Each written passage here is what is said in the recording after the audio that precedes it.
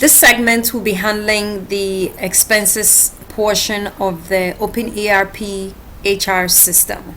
The HR module has different components. We'll be looking at expenses and employees requesting for reimbursement of some expenditure.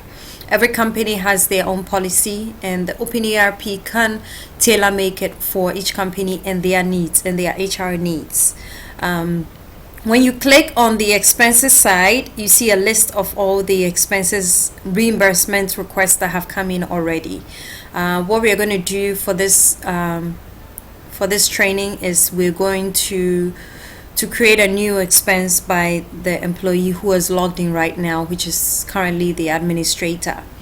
So when we click on new, what it does is it opens a new field, and it requires for the employee to log in and put in all the details of what they are requesting the reimbursement for. Of course, since they're logged in as administrator, it fills in automatically. The date fills in automatically by the date that the entry is being done. Description, it allows you to put in the description. We're going to assume that we're doing a travel reimbursement request,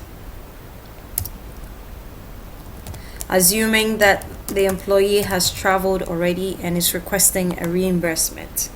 So let's just put in, the reference is not required, but you can put it in if you wish. Today's date, and then the currency, let's just assume that it's in US dollars.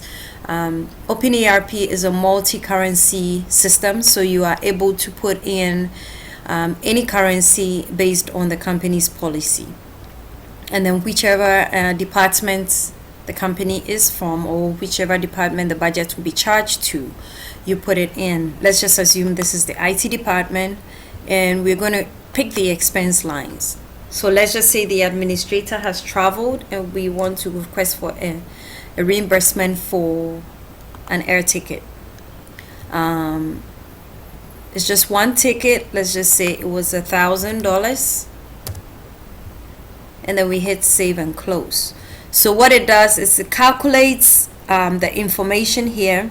If you have other information you like to put it in, and most of this is for accounting purposes, where you put in for the journal, the employee's invoice, and all that data can be put in. If you have the accounting software or the accounting module also linked, it makes it much easier, because all the journals and the accounting entries automatically are fed into the accounting system, so that you don't have to do any double entries.